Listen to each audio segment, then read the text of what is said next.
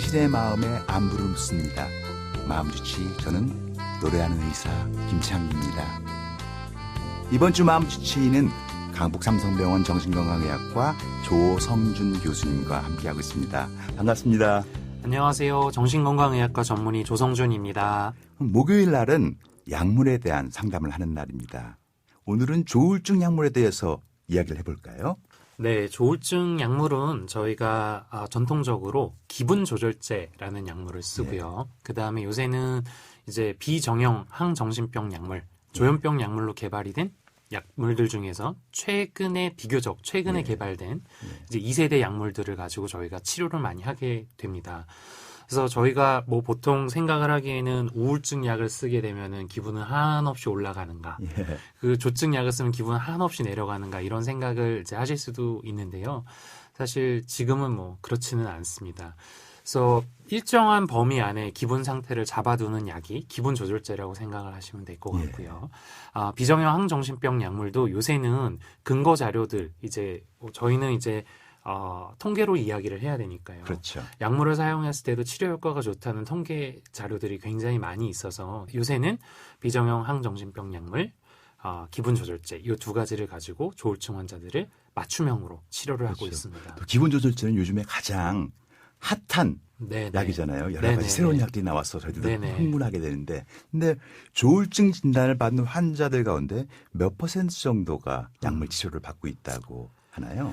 그래서 이거는 이제 퍼센트를 약을 먹고 있다는 의미를 어디 두느냐에 따라서 되게 다를 것 같아요. 예를 들면은 조현병 환자분들 같은 경우는 진단을 받으시면 거의 대부분 약을 못 끊고 드셔야 된다고 저희가 설명을 하는 경우가 많이 있는데, 조울증 환자분들은 사실은 어떠한 극심한 우울의 사파라든지 조증 사파가 없는 기간에는 너무 멀쩡하니까. 굉장히 잘 지내시는 경우도 많아서 그렇죠. 이제 저희가 약을 끊고 보기도 하기 때문에 몇 퍼센트가 약을 먹는다. 이거는 어떤 수치로 얘기하기는 사실 쉽지는 않을 것 같습니다. 오히려 그것보다는 치료를 받아야 되는데 안 받는 사람들의 퍼센티지는 좀 많을 것 같아요. 네, 굉장히 많을 것 같아요. 이게 또 굉장히 어려운 것 중에 하나가 조울증의 우울은 사실은 그냥 보통 우울증보다 주관적인 괴로움이 더 크기 때문에 병원에 잘 오세요.